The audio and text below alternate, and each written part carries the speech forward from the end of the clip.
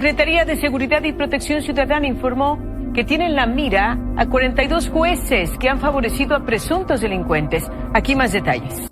Última hora. Hace apenas unos minutos, exactamente a las 2:47 de la madrugada, las puertas del penal de máxima seguridad se abrieron. ¿Para qué? Para dejar en libertad a una de las operadoras financieras más peligrosas del cártel Jalisco Nueva Generación, Leslie Hernández Vázquez, alias La Güera. La razón oficial: falta de pruebas. La verdad: hay un video de 20 minutos donde la jueza Elizabeth Galicia, la misma que firmó la liberación, recibe un maletín con 500,000 pesos de manos de un sicario del CJNG. La historia que están por escuchar no es ficción. Es el retrato más crudo de cómo el narcotráfico ha contaminado cada fibra del sistema judicial mexicano, convirtiendo a jueces, fiscales y policías en colaboradores directos del crimen organizado. Es también la historia de cómo Estados Unidos, cansado de la complicidad y la corrupción, ha comenzado a tomar represalias que están sacudiendo los cimientos del poder político en México. La Güera no es una narcotraficante común. A los 32 años, esta mujer rubia de apariencia delicada controlaba las finanzas de una organización que mueve más de 5,000 millones de dólares anuales. Graduada en contaduría por la Universidad de Guadalajara, La Güera se especializó en diseñar redes complejas de empresas fantasma que operaban como mecanismos de lavado de dinero para el CJNG. Su nivel de sofisticación era tal que logró infiltrar el sistema bancario mexicano hasta niveles que ni las propias autoridades financieras imaginaban. Durante 3 años, La Güera operó desde las sombras, estableciendo conexiones en bancos de primer nivel, creando fideicomisos falsos y manipulando transacciones internacionales con una precisión quirúrgica. Su ascenso dentro del cártel fue meteórico. De simple contadora externa pasó a convertirse en la mano derecha de Nemesio Ceguera, alias El Mencho, en todos los asuntos financieros. Era ella quien decidía dónde invertir los millones del narcotráfico, cómo blanquearlos y cómo hacer que el dinero ilícito apareciera limpio en las cuentas de empresarios y funcionarios. La Procuraduría General de la República tenía en su poder evidencias irrefutables, transferencias bancarias, grabaciones telefónicas, fotografías de reuniones clandestinas y declaraciones de 3 testigos protegidos que describían con lujo de detalle cómo La Güera coordinaba el lavado de dinero desde oficinas de lujo en Guadalajara y Puerto Vallarta. Las pruebas eran tan sólidas que incluso la DEA estadounidense había solicitado su extradición. Pero nada de eso importó cuando el expediente llegó al escritorio de la jueza Elizabeth Galicia Mendoza. La jueza Galicia, de 45 años, había construido una carrera aparentemente intachable en el Poder Judicial. Graduada con honores de la Escuela Libre de Derecho, había ascendido rápidamente hasta convertirse en una de las magistradas más respetadas del país. Su historial parecía impecable: sentencias equilibradas, criterios jurídicos sólidos y una reputación de incorruptible que le permitió manejar algunos de los casos más delicados de narcotráfico. Sin embargo, una investigación iniciada por agentes de la Unidad de Inteligencia Financiera reveló graves inconsistencias patrimoniales. En los últimos 5 años, Galicia había adquirido 3 propiedades de lujo: una casa en Las Lomas valuada en 8 millones de pesos, un departamento en Miami de 700,000 pesos dólares y una residencia frente al mar en Acapulco. Su salario como magistrada era de 60,000 pesos mensuales. Las cifras, simplemente, no cuadraban.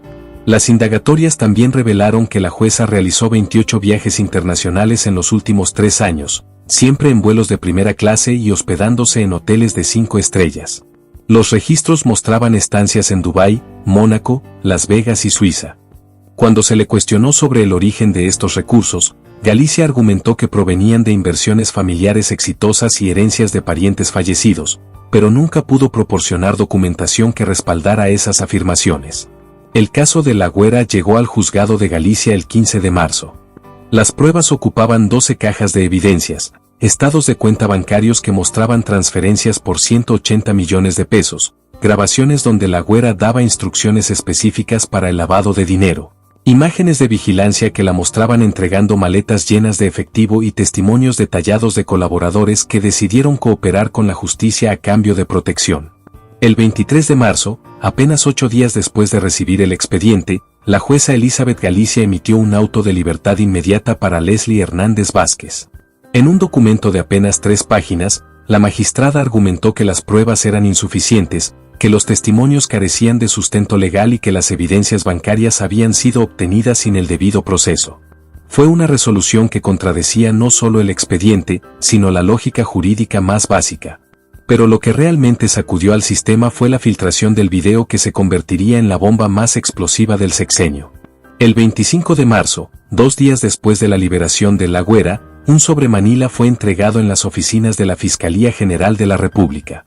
Dentro había una memoria USB con un video de 20 minutos grabado en un restaurante de lujo en Polanco. Las imágenes, captadas por una cámara oculta, mostraban a la jueza Elizabeth Galicia cenando con Rodrigo Sánchez Morales, reconocido operador del CJNG y encargado de las relaciones públicas del cártel con funcionarios gubernamentales. En el video se ve claramente cómo Sánchez Morales desliza un maletín metálico bajo la mesa, hacia los pies de la jueza. La conversación, captada por micrófonos direccionales, es devastadora. Licenciada, el señor está muy agradecido por su comprensión en el caso que platicamos, dice Sánchez Morales, mientras corta su filete. No hay nada que agradecer, Rodrigo. La justicia debe seguir su curso natural, responde Galicia, tomando un sorbo de vino tinto. 5 por esta vez, pero el señor quiere que sepa que hay más casos similares que pronto llegarán a su escritorio, dice Sánchez Morales. Mientras todo se maneje con discreción y profesionalismo, no veo ningún inconveniente, responde la jueza sin inmutarse. La grabación se prolonga durante 18 minutos más, en los que se mencionan nombres de otros magistrados, se discuten cifras específicas para agilizar procesos y se hace alusión a una red de protección que se extiende desde juzgados de primera instancia hasta tribunales superiores de justicia. La filtración del video provocó una sacudida política que llegó hasta Washington.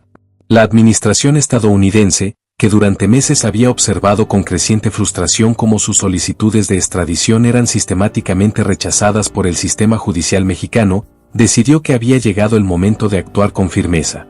El 1 de abril, el Departamento del Tesoro de Estados Unidos anunció sanciones económicas contra 18 funcionarios mexicanos, incluyendo 7 jueces federales, 4 fiscales estatales y 3 gobernadores. Las sanciones implicaban el congelamiento inmediato de todos sus bienes en territorio estadounidense, así como la prohibición total para ciudadanos o empresas norteamericanas de entablar cualquier tipo de transacción comercial con ellos. Pero las represalias no terminaron ahí. El 5 de abril, el Departamento de Estado canceló las visas estadounidenses de 32 políticos mexicanos, incluyendo a sus familiares directos. Entre los afectados se encontraban 2 gobernadores que, según información de inteligencia estadounidense, habían brindado protección directa a las operaciones del CJNG en sus respectivos estados. El gobernador de Tamaulipas, Francisco García Cabeza de Vaca, fue uno de los primeros en sentir el impacto de las sanciones. García Cabeza de Vaca, quien gobernó el estado fronterizo durante 6 años, fue acusado por las autoridades estadounidenses de permitir que el Cártel del Golfo y el CJNG operaran libremente en la región a cambio de pagos millonarios, que oscilaban entre 5 y 8 millones de dólares anuales. Las investigaciones demostraron que García Cabeza de Vaca no solo había recibido sobornos del narcotráfico, sino que también había facilitado activamente sus operaciones. Documentos obtenidos por la DEA mostraban que el gobernador había instruido a mandos de la policía estatal evitar ciertas rutas utilizadas por los cárteles para el traslado de drogas hacia Estados Unidos. También se reveló que proporcionó información confidencial sobre operativos federales, permitiendo así que los traficantes modificaran rutas y horarios para evadir la captura. El caso más impactante involucró un operativo conjunto entre la DEA y el ejército mexicano, destinado a capturar a el R-18, uno de los lugartenientes más relevantes del CJNG en Tamaulipas. El operativo, planificado durante meses y con recursos superiores a los 50 millones de pesos, fracasó rotundamente cuando el R-18 y su convoy de 20 vehículos blindados simplemente no se presentaron en el punto acordado. 2 horas después del fallido operativo, interceptaciones de la NSA captaron una llamada entre García Cabeza de Vaca y un número registrado a nombre de la madre de el R-18. Ya pasó el peligro, primo. Tus muchachos pueden regresar a la chamba, se escucha decir al gobernador en la grabación filtrada. La respuesta no fue menos reveladora. Gracias, compadre. El señor no se va a olvidar de este favor. Ya sabes que siempre cumplimos nuestra palabra. Pero si el caso de García Cabeza de Vaca fue escandaloso, el de Marina del Pilar Ávila Olmeda, gobernadora de Baja California, resultó ser una auténtica bomba política. Marina del Pilar, quien llegó al poder con un discurso de combate frontal al crimen organizado, Fue señalada por autoridades estadounidenses de mantener una relación simbiótica con el CJNG para controlar el lucrativo negocio del fentanilo que cruza hacia California. Las acusaciones no se limitaban a corrupción, sino que incluían participación directa en operaciones de lavado de dinero a través de casinos y desarrollos inmobiliarios en Tijuana y Mexicali. La investigación contra la gobernadora comenzó cuando agentes del FBI detectaron un aumento repentino en su patrimonio personal. En apenas 18 meses de gobierno, Marina del Pilar había adquirido propiedades con un valor superior a los 30 millones de pesos, incluyendo una mansión en San Diego valorada en más de $1 millón, registrada a nombre de su esposo, quien oficialmente trabajaba en el gobierno con un salario mensual de 25,000 pesos. Pero las pruebas más comprometedoras surgieron cuando la DEA logró infiltrarse en las comunicaciones internas del CJNG en Baja California. En una serie de mensajes interceptados entre enero y marzo, se mencionaba repetidamente el código La Jefa Marina, en referencia a operaciones que requerían autorización gubernamental. Los mensajes detallaban pagos mensuales de 3 millones de pesos, además de bonificaciones especiales por servicios extraordinarios, que incluían la liberación de operadores capturados y la filtración de información sobre operativos federales. El mensaje más incriminatorio, fechado el 14 de febrero, decía textualmente: la jefa Marina confirmó que el operativo del jueves se suspende. Dice que los federales van a llegar por la zona industrial a las 6 de la mañana. Cambien todo para el viernes por la tarde. Ya quedó que el extra de este mes son 500 más por el pitazo, se escucha en uno de los mensajes interceptados. Cuando estas comunicaciones fueron presentadas como prueba ante las autoridades mexicanas, la reacción fue un silencio sepulcral. Ni la Fiscalía General de la República ni la Secretaría de Seguridad Pública iniciaron alguna investigación. Fue entonces cuando Washington decidió actuar de forma unilateral. La red de corrupción judicial que amparaba al CJNG no se limitaba a jueces de alto rango como Elizabeth Galicia. Documentos filtrados por un informante dentro del Consejo de la Judicatura Federal revelaron la existencia de una estructura piramidal que abarcaba desde secretarios de juzgado hasta magistrados de circuito, todos coordinados para asegurar que ningún operador relevante del cártel permaneciera encarcelado por más de 6 meses. El sistema operaba con precisión casi militar. Cuando un integrante del CJNG era arrestado, de inmediato se activaba el protocolo de protección judicial. Un abogado especializado, siempre el mismo, se presentaba en el juzgado correspondiente con un sobremanila que contenía 3 elementos: el monto exacto de dinero solicitado según la importancia del detenido, fotografías comprometedoras del juez o su familia, y una lista detallada de todos los casos previos donde el magistrado había colaborado con la organización. Las sumas variaban dependiendo del rango del detenido. Un sicario de nivel bajo costaba entre 100,000 y 200,000 pesos. Un jefe de plaza podía llegar hasta los 2 millones. Pero para operadores financieros, como la ERA, o jefes regionales, los montos ascendían hasta los 10 millones de pesos, entregados siempre en efectivo y en un plazo no mayor a 48 horas. El informante, identificado únicamente como Garganta Profunda Judicial, proporcionó copias de correos electrónicos internos que circulaban entre jueces federales. En uno de ellos, fechado el 8 de enero, el juez tercero de distrito en materia penal, Ricardo Moreno Silva, escribía a su colega del segundo tribunal: «Colega, me llegó el paquete del asunto que platicamos. Todo en orden. Procedo conforme a nuestros acuerdos previos. Saludos y buen año». La respuesta, enviada 2 horas después, decía: «Perfecto, Ricardo. El cliente está muy satisfecho con tu profesionalismo. Te confirmo que el siguiente paquete será el doble de lo acordado. Mantengamos la discreción habitual». Estos correos no eran incidentes aislados. El archivo filtrado contenía más de 200 mensajes similares entre 43 jueces federales de 18 estados distintos. Todos empleaban el mismo código: paquete para referirse al dinero, cliente para aludir al CJNG, y profesionalismo como sinónimo de corrupción. Mientras tanto, en las calles, la complicidad judicial tenía consecuencias letales para ciudadanos comunes que se atrevían a denunciar. Marta Salinas González, madre de Jorge Salinas, un estudiante de 22 años asesinado por sicarios del CJNG tras presenciar un ajuste de cuentas, se había convertido en el símbolo de la lucha contra la impunidad. Durante 8 meses, Marta proporcionó testimonios, identificó a los responsables del crimen de su hijo y entregó pruebas que incluían videos grabados por cámaras de seguridad, en los que se observaba con claridad cómo 4 sicarios interceptaban a Jorge al salir de la universidad. El caso parecía sólido, los videos eran nítidos, los testimonios coherentes y la investigación ministerial había identificado plenamente a los responsables. Pero cuando el expediente llegó al juzgado, comenzó una cadena de irregularidades que culminaron con la liberación de los asesinos y la desesperanza de una madre que perdió no solo a su hijo, sino también la fe en la justicia. Primero, desaparecieron los videos originales. El secretario del juzgado informó que se habían extraviado durante un cambio de oficina. Luego, 2 de los 3 testigos principales fueron encontrados muertos en circunstancias sospechosas. Uno apareció ahorcado en su domicilio, oficialmente catalogado como suicidio, y el otro murió en un accidente automovilístico tras estrellarse contra un árbol en una carretera recta y sin curvas. El tercer testigo, aterrorizado, se retractó de su declaración y huyó del estado. Sin videos, sin testigos y con un expediente al que misteriosamente le faltaban varias páginas clave, el juez no tuvo otra opción que decretar la libertad de los 4 sicarios por falta de pruebas suficientes. Marta Salinas no se dio por vencida. Contrató a un investigador privado que logró obtener copias de los videos desaparecidos y localizó al testigo que había huido. Con nuevas pruebas, interpuso una segunda denuncia.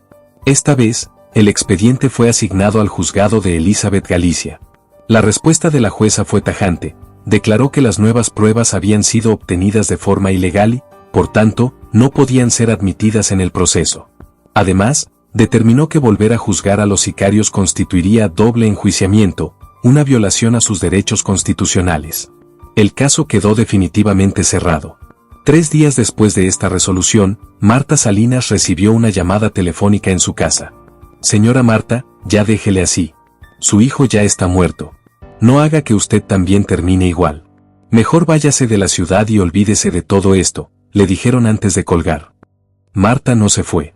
En cambio, decidió hacer pública su denuncia contra el sistema judicial que había protegido a los asesinos de su hijo. Su testimonio, grabado en video y difundido en redes sociales, se volvió viral en menos de 24 horas. Señores, yo no soy política, no soy activista. Soy solo una madre que perdió a su hijo y que se dio cuenta de que en este país la justicia no existe para gente como nosotros, decía Marta en el video, con los ojos enrojecidos pero la voz firme. Los mismos jueces que liberan a los narcos son los que condenan al silencio a las víctimas.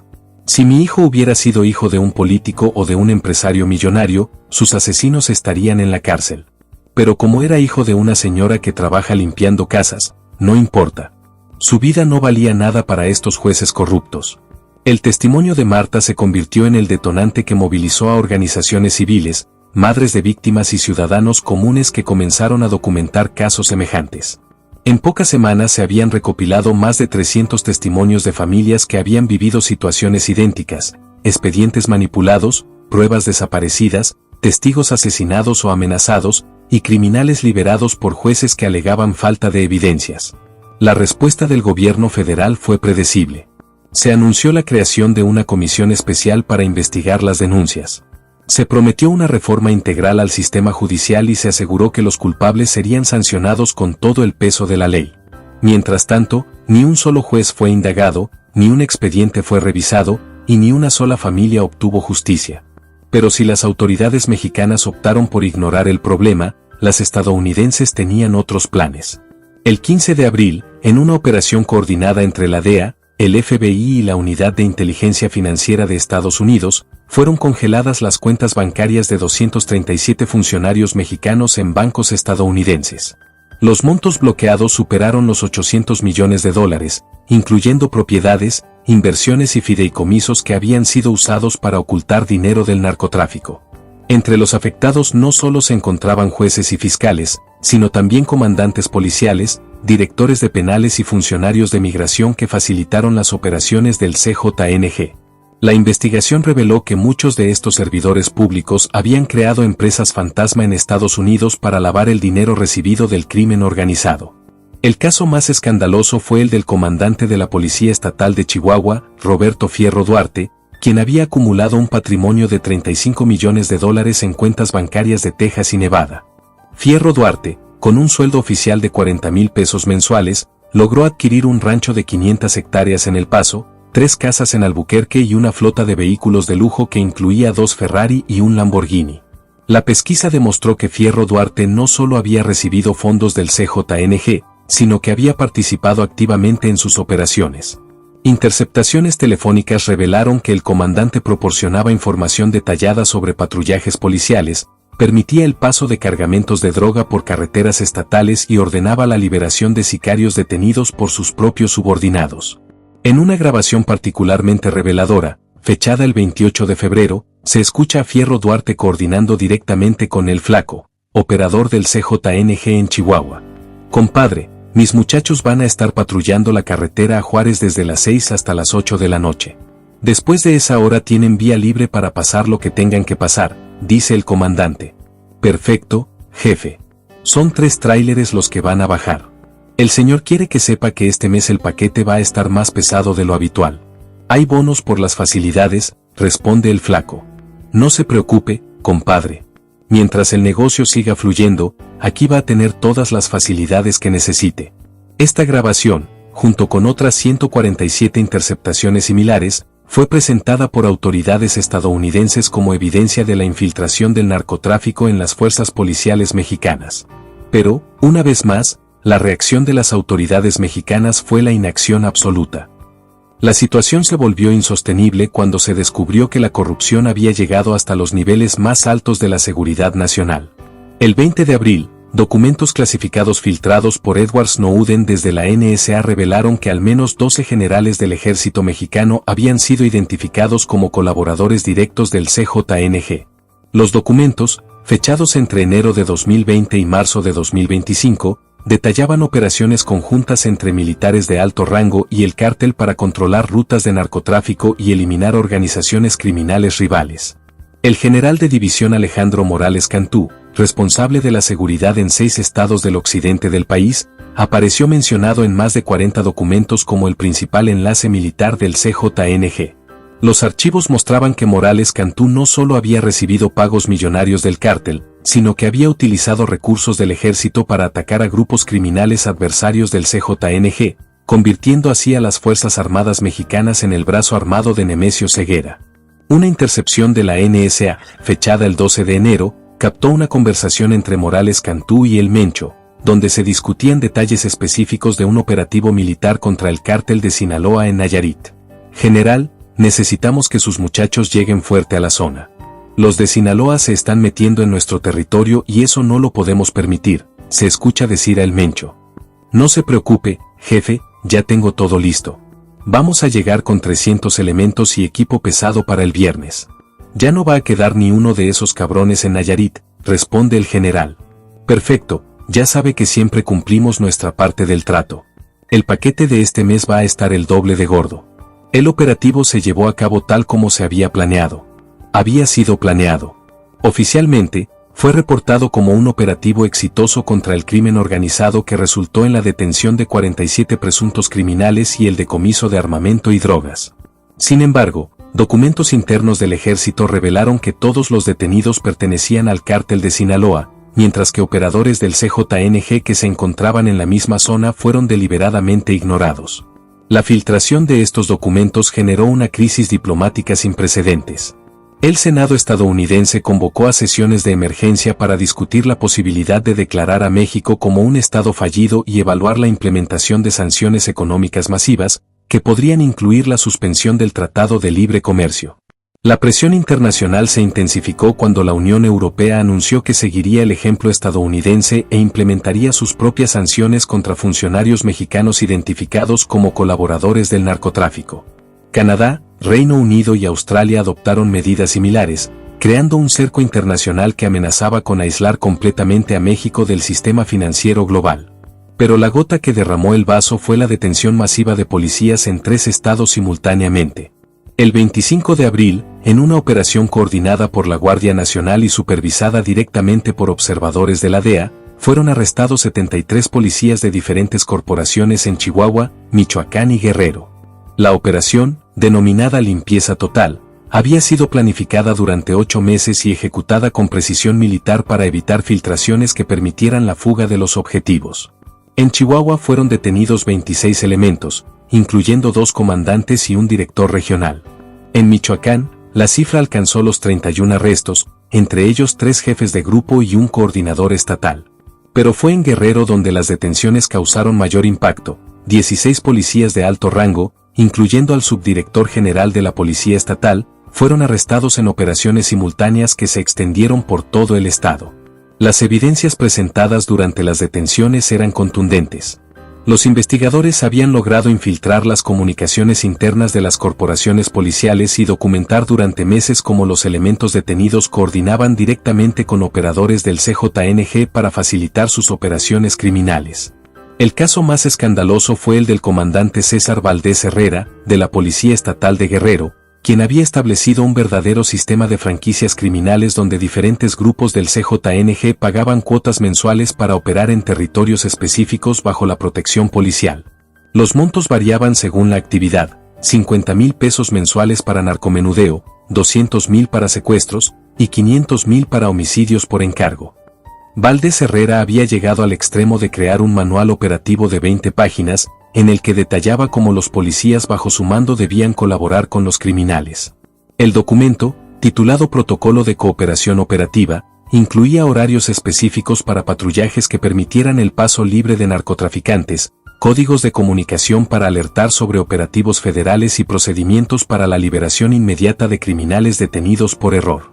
Una sección particularmente reveladora del manual decía: cuando un elemento de la corporación detenga por error a un colaborador identificado, deberá seguir el protocolo 37, reportar falla técnica en el radio, trasladar al detenido hacia la zona de liberación designada, simular escape durante el traslado y reportar el incidente como fuga por negligencia del elemento responsable. El manual también incluía una lista de contactos directos con jefes del CJNG organizados por región, montos específicos de soborno según el tipo de favor requerido, y un calendario de reuniones mensuales donde se coordinaban las operaciones entre policías y criminales. La filtración de este manual generó protestas masivas en todo el país, pero también algo mucho más peligroso: represalias directas del crimen organizado. La noche del 28 de abril, Marta Salinas González fue encontrada muerta en su domicilio. Oficialmente, las autoridades reportaron que había muerto por causas naturales, específicamente un paro cardíaco. Sin embargo, la autopsia independiente solicitada por organizaciones de derechos humanos reveló la presencia de una sustancia no identificada en su sistema y marcas consistentes con tortura. Marta había recibido amenazas constantes desde que hizo pública su denuncia contra el sistema judicial. En sus últimas entrevistas declaró que tenía miedo, pero que no se detendría hasta obtener justicia para su hijo. Su muerte envió un mensaje claro a todas las familias que habían comenzado a organizarse para denunciar la corrupción: el precio de la verdad podía ser la vida. La muerte de Marta generó una ola de indignación que trascendió las fronteras mexicanas. Organizaciones internacionales de derechos humanos exigieron una investigación independiente, mientras que el Congreso estadounidense aprobó por unanimidad una resolución condenando el asesinato y exigiendo sanciones adicionales contra funcionarios mexicanos. Pero el CJNG y sus protectores en el gobierno no se detuvieron ahí. El 2 de mayo, 5 periodistas que habían estado investigando la red de corrupción judicial fueron atacados en operaciones simultáneas en diferentes ciudades del país. 3 de ellos murieron. Roberto Martínez, reportero de investigación de El Universal, fue acribillado cuando salía de un restaurante en Ciudad de México. Carmen Rodríguez, corresponsal de Proceso en Guadalajara, apareció torturada y ejecutada en las afueras de la ciudad, y Alejandro Torres, periodista independiente que había estado documentando los vínculos entre jueces y el CJNG, fue encontrado muerto en su automóvil, con un disparo en la cabeza. Los otros 2 reporteros, gravemente heridos pero vivos, fueron trasladados a hospitales bajo estricta protección policial. Sin embargo, ambos decidieron abandonar sus investigaciones y salir del país ante la amenaza evidente contra sus vidas. Los asesinatos de los periodistas marcaron un punto de inflexión. Ya no se trataba solo de corrupción institucional, sino de un Estado que había perdido completamente el control frente al crimen organizado. El CJNG no solo había comprado jueces, policías y militares, había demostrado que tenía el poder de eliminar físicamente a cualquiera que representara una amenaza para sus intereses. La respuesta internacional fue inmediata y devastadora. El 5 de mayo, el presidente de Estados Unidos firmó una orden ejecutiva que declaraba al CJNG como una organización terrorista internacional, equiparándolo con ISIS y Al-Qaeda en términos de la amenaza que representaba para la seguridad nacional. Esta clasificación implicaba que cualquier funcionario mexicano que mantuviera vínculos con el cártel sería automáticamente considerado colaborador del terrorismo, con todas las consecuencias legales que ello conllevaba. Pero la medida más drástica llegó 24 horas después. El Departamento del Tesoro anunció el congelamiento total de los activos mexicanos en el sistema financiero estadounidense, hasta que el gobierno de México demostrara acciones concretas y verificables para desmantelar la red de corrupción que protegía al CJNG. La medida afectaba no solo a funcionarios sospechosos, sino también a empresas, bancos y organizaciones civiles mexicanas que tenían operaciones en Estados Unidos. El impacto económico fue inmediato.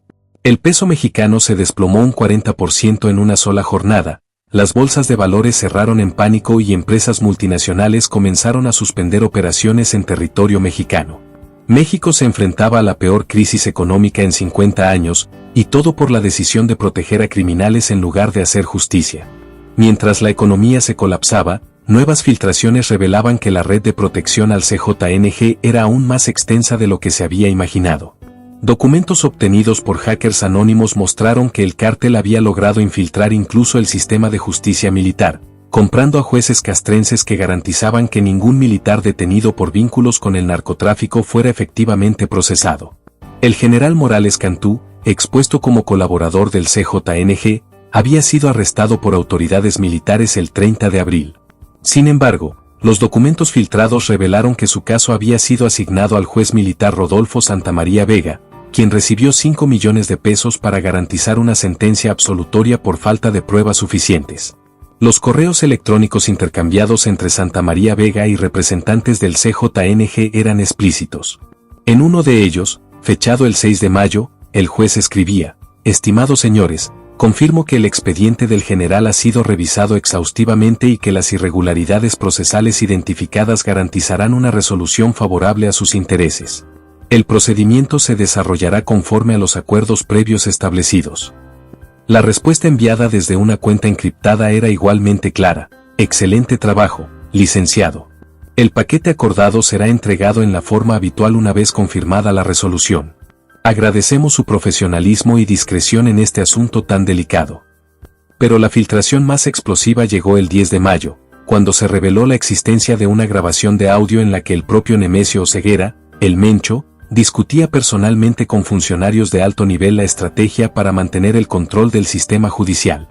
La grabación, de 43 minutos de duración, había sido captada por dispositivos de inteligencia estadounidense durante una reunión celebrada en un rancho de Jalisco el 15 de marzo. En ella se escucha claramente la voz de El Mencho coordinando con sus operadores la distribución de sobornos, la eliminación de funcionarios no cooperativos y la estrategia a seguir ante la presión internacional. «Escúchenme bien, cabrones», se oye decir al Mencho al inicio de la grabación. «Los gringos ya se pusieron pesados, pero eso no significa que vamos a aflojar. Tenemos a media justicia en la nómina y no la vamos a perder por unos pinches videos que salieron en las noticias. Rodrigo, dime, ¿cómo andamos con los jueces?». La respuesta de Rodrigo Sánchez Morales, el mismo operador que había aparecido en un video entregando dinero a la jueza Galicia, fue detallada. «Jefe, tenemos controlados a 37 jueces federales, 12 magistrados de circuito y 4 ministros de tribunales superiores. El problema es que algunos se están poniendo nerviosos con tanto escándalo. La Galicia ya está pidiendo que la saquen del país». Interrumpe el Mencho: «Si se quiere ir, que se vaya, pero después de que libere a los 43 que tenemos adentro. Y si no quiere cooperar, ya saben cómo se hacen las cosas». La conversación continúa durante 30 minutos más, en los que se mencionan nombres específicos de funcionarios, montos exactos de sobornos y planes detallados para eliminar a periodistas y activistas que representaran una amenaza. También se discute la estrategia para infiltrar las investigaciones federales y la posibilidad de sobornar a agentes de la DEA que operaban en territorio mexicano. «Necesitamos meternos a la DEA también», dice el Mencho hacia el final de la grabación. «Los gringos no son santos. Todo mundo tiene un precio, solo hay que encontrar cuál es. Pongan a trabajar a la gente de inteligencia. Quiero saber todo sobre los agentes que están operando acá, dónde viven, con quién andan, qué les gusta, ¿qué necesitan? Todo se puede comprar si sabes cómo. La respuesta de uno de sus lugartenientes fue escalofriante. Ya estamos trabajando en eso, jefe. Tenemos identificados a 12 agentes de la DEA y 3 del FBI. También ya localizamos a las familias de 5 de ellos. Si no se puede con billetes, se puede con plomo. Esta grabación se convirtió en la evidencia definitiva que Estados Unidos necesitaba para justificar medidas aún más severas. El 15 de mayo, el Congreso estadounidense aprobó por mayoría absoluta la Ley de Protección Nacional contra el Terrorismo Narcotraficante Mexicano, que autorizaba al gobierno estadounidense a implementar un bloqueo económico total a México hasta que demostrara la desarticulación completa de la red criminal que operaba dentro de sus instituciones. La ley incluía disposiciones que permitían la intervención militar directa en territorio mexicano para proteger a ciudadanos estadounidenses, la suspensión de todos los acuerdos comerciales bilaterales y la posibilidad de cerrar completamente la frontera entre ambos países. Era, en esencia, una declaración de guerra económica que amenazaba con convertir a México en un estado paria internacional. La presión se intensificó cuando la Unión Europea, Canadá y Japón anunciaron que implementarían sanciones similares si México no tomaba medidas inmediatas. El gobierno mexicano se enfrentaba a la posibilidad real de quedar completamente aislado del sistema financiero internacional, lo que significaría el colapso total de la economía nacional. Mientras el país se hundía en la crisis, nuevos casos de corrupción judicial salían a la luz diariamente. El 18 de mayo se reveló que la jueza Patricia Mondragón Rivas había liberado a 18 operadores del CJNG en los últimos 6 meses, todos ellos acusados de delitos que incluían secuestro, homicidio y narcotráfico. En cada caso, Mondragón había encontrado irregularidades procesales que hacían imposible mantener a los acusados en prisión. La investigación reveló que Mondragón había recibido un total de 12 millones de pesos por estas liberaciones, dinero que utilizó para comprar una casa en Miami, inscribir a sus hijos en universidades privadas estadounidenses y establecer un fideicomiso familiar por valor de 500,000 pesos. El 22 de mayo, el juez Carlos Herrera Montes fue arrestado en flagrancia mientras recibía 2 millones de pesos en efectivo para ordenar la liberación de El Cazador, uno de los jefes de sicarios más buscados del CJNG. La detención fue posible gracias a una operación encubierta de la DEA que había logrado infiltrar al abogado que servía como intermediario entre el cártel y los jueces corruptos. En el video de la detención se puede ver claramente cómo Herrera Montes cuenta meticulosamente los billetes antes de guardárselos en un maletín ejecutivo, mientras discute con el abogado los detalles de la resolución que emitiría para liberar al sicario. Mañana a primera hora firmo el auto de libertad, dice el juez mientras termina de contar el dinero. Voy a alegar violaciones al debido proceso durante la detención. Es un argumento que siempre funciona y que ningún tribunal superior va a revertir. Pero los casos individuales de corrupción judicial eran solo la punta del iceberg. Una investigación paralela llevada a cabo por la organización Transparencia Mexicana reveló que, en los últimos 3 años, habían sido liberados más de 2.300 presuntos criminales vinculados al CJNG, mediante resoluciones judiciales con irregularidades evidentes. El patrón era siempre el mismo: expedientes sólidos que misteriosamente desarrollaban fallas técnicas, pruebas que desaparecían sin explicación, testigos que se retractaban o morían en circunstancias sospechosas, y jueces que encontraban argumentos legales cada vez más creativos para liberar a criminales obviamente culpables. El 25 de mayo, exactamente un mes después de las primeras detenciones masivas de policías, ocurrió un evento que terminó por romper cualquier posibilidad de negociación con la comunidad internacional. Un comando de 30 sicarios del CJNG atacó simultáneamente las oficinas de la Fiscalía General de la República en Ciudad de México, las instalaciones de la DEA en Guadalajara y el consulado estadounidense en Tijuana. Los ataques, coordinados con precisión militar, dejaron un saldo de 18 funcionarios muertos, incluyendo 3 agentes de la DEA y 2 diplomáticos estadounidenses. Estos ataques no fueron actos de desesperación, sino operaciones planificadas meticulosamente para enviar un mensaje claro: el CJNG tenía la capacidad y la determinación de atacar objetivos del gobierno mexicano y estadounidense en territorio nacional.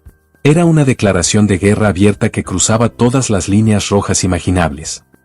La respuesta fue inmediata. El presidente estadounidense ordenó el cierre total de la frontera con México y la evacuación de todo el personal diplomático. Por primera vez en la historia moderna, Estados Unidos rompió relaciones diplomáticas con México y declaró al país como una zona de combate activo, donde el crimen organizado había superado la autoridad del Estado. Pero lo más revelador de los ataques fue lo que ocurrió después.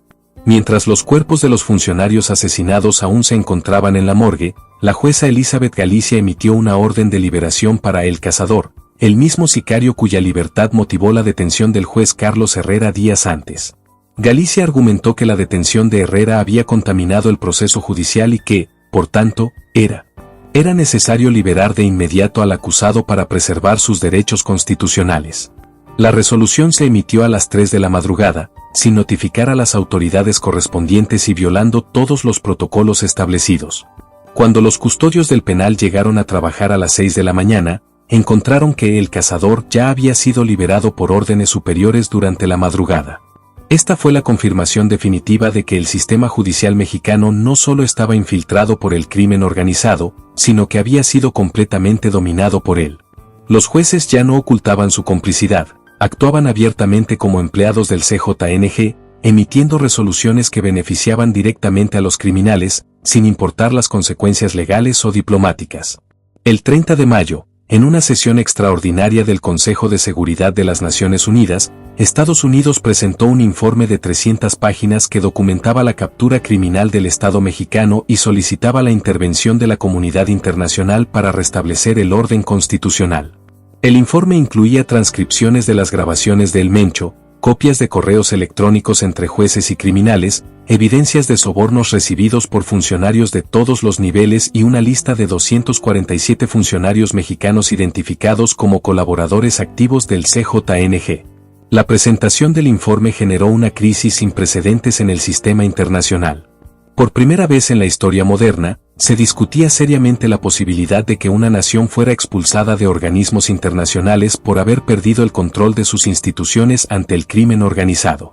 Representantes de 43 países expresaron su apoyo a las sanciones estadounidenses, mientras que organizaciones internacionales como Amnistía Internacional y Human Rights Watch emitieron comunicados exigiendo la intervención inmediata de la comunidad internacional para proteger a la población civil mexicana. Mientras el país se hundía en el aislamiento internacional, las consecuencias internas de la crisis comenzaron a manifestarse de manera cada vez más violenta. El 2 de junio, grupos de ciudadanos armados comenzaron a formar patrullas de autodefensa en 15 estados del país. Estos grupos, formados principalmente por familiares de víctimas del narcotráfico, declararon que no reconocían la autoridad de instituciones que habían demostrado estar al servicio del crimen organizado. En Michoacán, más de 5,000 ciudadanos se organizaron para expulsar tanto a criminales como a policías de sus comunidades. En Guerrero, grupos de autodefensa tomaron el control de 3 municipios completos, expulsaron a las autoridades locales y establecieron sus propios sistemas de justicia. En Tamaulipas, ciudadanos armados comenzaron a patrullar la frontera con Estados Unidos, alegando que las autoridades oficiales solo facilitaban el paso de drogas y criminales. La respuesta del gobierno federal fue enviar al ejército para reprimir a los grupos de autodefensa, lo que generó enfrentamientos que dejaron decenas de muertos. La paradoja era evidente: el mismo gobierno que era incapaz de controlar al crimen organizado utilizaba la fuerza militar contra ciudadanos que intentaban defenderse. El 5 de junio se produjo el evento que muchos consideran como el punto de no retorno en esta crisis. La jueza Elizabeth Galicia fue encontrada muerta en su oficina, aparentemente asesinada por el mismo CJNG al que había servido durante años. La investigación reveló que Galicia había intentado huir del país con documentos que comprometían a funcionarios de aún más alto nivel, incluyendo magistrados de la Suprema Corte de Justicia.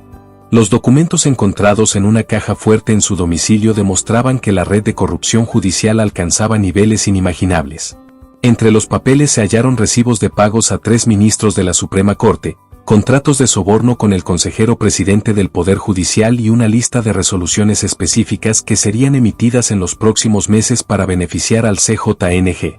El documento más explosivo era una transcripción de una reunión entre Galicia y el ministro de la Suprema Corte, Francisco Valdés Corona, donde se discutía la posibilidad de declarar inconstitucional la Ley de Seguridad Nacional para evitar que las autoridades pudieran procesar a funcionarios corruptos bajo cargos de traición a la patria.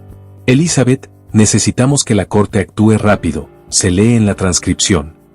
Si no detenemos estas investigaciones a nivel constitucional, todos vamos a terminar en una prisión estadounidense. Los gringos ya no están jugando, tienen evidencias contra todos nosotros. La respuesta de Galicia era igualmente reveladora. Francisco, ya hablé con los otros 2 ministros que están en la nómina. ¿Están de acuerdo en votar a favor de la declaratoria de inconstitucionalidad? El problema va a ser justificar jurídicamente una decisión tan claramente dirigida a proteger la corrupción. Eso déjaselo a los abogados constitucionalistas que tenemos en la nómina. Ellos encontrarán los argumentos legales que necesitemos. Lo importante es que votes correctamente cuando llegue el momento, concluía el ministro. La muerte de Galicia marcó el inicio de una ola de violencia que terminó con la vida de 14 funcionarios judiciales en las siguientes 2 semanas. El CJNG había decidido eliminar a todos los jueces y magistrados que conocían detalles comprometedores de la organización. Era una estrategia de tierra quemada diseñada para eliminar cualquier evidencia que pudiera ser utilizada en futuras investigaciones. Entre las víctimas se contaron 3 magistrados de tribunales superiores, 5 jueces federales, 4 secretarios de juzgado y 2 ministros de la Suprema Corte. Todos fueron asesinados en circunstancias que simulaban accidentes o suicidios, pero que claramente constituían ejecuciones planificadas. La masacre judicial generó pánico entre los funcionarios restantes. Más de 200 jueces solicitaron licencias médicas indefinidas, 40 magistrados renunciaron a sus cargos y 3 ministros de la Suprema Corte abandonaron el país alegando amenazas contra su integridad física. México se quedó literalmente sin un sistema de justicia funcional. Los juzgados permanecían cerrados, los expedientes se acumulaban sin resolución y miles de casos quedaron en el limbo legal. El país había llegado al punto en que el crimen organizado no solo controlaba la justicia, sino que había decidido destruirla completamente para evitar consecuencias. El 15 de junio, en una decisión sin precedentes, el Consejo de Seguridad de las Naciones Unidas aprobó por unanimidad la Resolución 2437, que autorizaba una intervención humanitaria limitada en territorio mexicano para restablecer el orden constitucional y proteger a la población civil. La resolución, respaldada por todos los miembros permanentes del Consejo de Seguridad, establecía un ultimátum de 30 días para que el gobierno mexicano demostrara capacidad real de controlar sus instituciones y neutralizar la amenaza del crimen organizado. Si no se cumplían las condiciones establecidas, se autorizaba una intervención militar multinacional. Las condiciones eran específicas y verificables: detención y procesamiento efectivo de al menos 100 funcionarios identificados como colaboradores del CJNG, restablecimiento del sistema judicial con magistrados internacionales supervisores, desmantelamiento comprobable de la estructura financiera del cártel, y garantías internacionales de que la justicia mexicana volvería a funcionar conforme a estándares globales. Mientras el reloj corría hacia el ultimátum internacional, la historia de Marta Salinas González regresó para cerrar este círculo de impunidad y corrupción. El 20 de junio, exactamente 2 meses después de su asesinato, se reveló que Marta había logrado grabar una serie de videos testimoniales que había dejado en custodia de organizaciones internacionales de derechos humanos. En esos videos, filmados durante sus últimas semanas de vida, Marta documentaba no solo el caso de su hijo, sino una red de corrupción que abarcaba desde policías municipales hasta magistrados federales. Mi nombre es Marta Salinas González, decía en el primer video, sentada en la sala de su casa con una expresión de determinación que contrastaba con la tristeza en sus ojos. Si están viendo esto, es porque probablemente ya me mataron.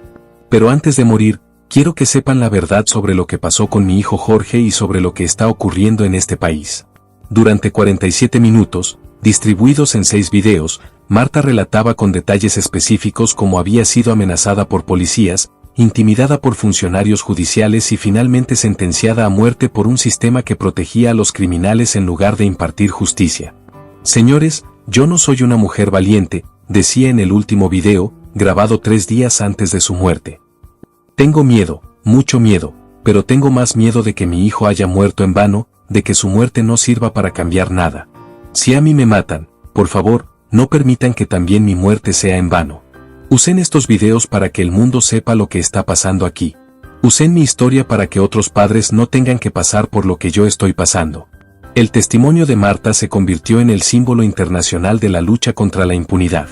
Sus videos fueron reproducidos en el Congreso estadounidense, en el Parlamento Europeo y en las Naciones Unidas. Se transformó en la voz de miles de víctimas silenciadas por un sistema que había decidido ponerse al servicio del crimen. El 25 de junio, 5 días antes del vencimiento del ultimátum internacional, México vivió la jornada más violenta de su historia moderna. El CJNG, en un último intento desesperado por mantener el control, lanzó ataques simultáneos contra objetivos gubernamentales en 23 ciudades del país. Cuarteles de policía, oficinas de gobierno, instalaciones militares y medios de comunicación fueron atacados con armamento de guerra por comandos perfectamente coordinados. El saldo fue devastador: 243 funcionarios públicos muertos, 197 civiles asesinados y daños materiales que superaron los 5.000 millones de pesos. Pero lo más grave fue la demostración de que el CJNG poseía la capacidad militar para atacar simultáneamente en todo el territorio nacional, evidenciando que había alcanzado un nivel de organización y recursos que rivalizaba con las Fuerzas Armadas oficiales. La respuesta del gobierno mexicano fue declarar el estado de sitio nacional y solicitar formalmente ayuda militar internacional. Era el reconocimiento oficial de que el Estado mexicano había perdido el control de su territorio frente a una organización criminal. El 30 de junio, exactamente al vencimiento del ultimátum, comenzó la Operación Justicia Restaurada, la primera intervención militar multinacional en América Latina desde el fin de la Guerra Fría. Fuerzas especiales estadounidenses, canadienses y europeas ingresaron a territorio mexicano con el mandato específico de desmantelar la red de corrupción que había permitido al CJNG capturar el Estado. En cuestión de horas fueron detenidos 347 funcionarios mexicanos, incluyendo 2 gobernadores, 12 magistrados federales, 43 jueces de distrito y más de 200 comandantes policiales. Los arrestos se efectuaron con base en pruebas recopiladas durante meses por agencias de inteligencia internacionales. Cada detención iba acompañada de documentos específicos que demostraban la implicación directa del funcionario en actividades de protección al crimen organizado. Mientras las fuerzas internacionales restablecían el orden constitucional, se reveló la verdadera magnitud de la infiltración criminal en las instituciones mexicanas. Los análisis forenses de computadoras y teléfonos incautados evidenciaron que el CJNG había logrado infiltrar el 87% del sistema judicial federal, el 73% de las policías estatales y el 45% de las fuerzas militares. Se trataba de una captura institucional de una magnitud sin precedentes en la historia moderna. Los documentos recuperados mostraban que el cártel había invertido más de $2.000 millones en sobornos durante los últimos 5 años, convirtiendo la corrupción en su principal estrategia de expansión y protección. Habían creado un verdadero estado paralelo donde ellos dictaban las reglas y las autoridades oficiales simplemente ejecutaban sus órdenes. Hoy, 6 meses después del inicio de esta crisis, México comienza lentamente a reconstruir sus instituciones bajo supervisión internacional. Un nuevo sistema judicial, integrado por magistrados mexicanos e internacionales, ha empezado a procesar los miles de casos que habían sido manipulados por la red criminal. Se han reabierto las investigaciones sobre los asesinatos de Marta Salinas, los periodistas ejecutados y los funcionarios que se atrevieron a denunciar la corrupción. Leslie La Güera fue nuevamente capturada y actualmente enfrenta cargos por lavado de dinero, pertenencia a organización criminal y traición a la patria. Esta vez, su expediente está siendo manejado por un tribunal especial integrado por jueces estadounidenses, canadienses y mexicanos, que garantizan que no habrá manipulación del proceso.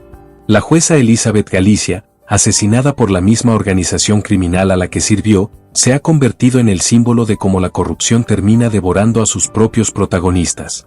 Su muerte demostró que, en el mundo del crimen organizado, no existen aliados permanentes, solo cómplices temporales que pueden ser eliminados cuando dejan de ser útiles. Pero la pregunta que sigue resonando en cada rincón de México es la misma que Marta Salinas planteó en su último video: ¿cómo permitimos que llegáramos hasta aquí? ¿Cómo un país entero permitió que criminales compraran a sus jueces? ¿Qué narcotraficantes dictaran sentencias y que la justicia se convirtiera en una mercancía vendida al mejor postor? ¿Cómo fue posible que una organización criminal lograra capturar completamente las instituciones que debían proteger a la ciudadanía? Las respuestas son complejas, pero una cosa está clara: cuando la justicia se pone al servicio del crimen, cuando los jueces trabajan para los criminales en lugar de hacerlo para las víctimas, cuando liberar narcos resulta más rentable que hacer justicia, entonces ya no estamos hablando de corrupción individual, sino de la captura total del Estado. La historia de la Jeruera, de la jueza Galicia, de los gobernadores corruptos y de los miles de funcionarios que vendieron sus instituciones al mejor postor es también la historia de un país que perdió el rumbo y que tuvo que ser rescatado por la comunidad internacional para recuperar su dignidad. Pero, sobre todo, es la historia de Marta Salinas González, Una madre que se negó a callar ante la injusticia y que pagó con su vida por atreverse a denunciar la verdad. Su legado es un recordatorio permanente de que cuando la justicia falla, cuando el Estado protege a los criminales en lugar de proteger a las víctimas, entonces corresponde a la ciudadanía levantarse y exigir que se restablezca el orden constitucional.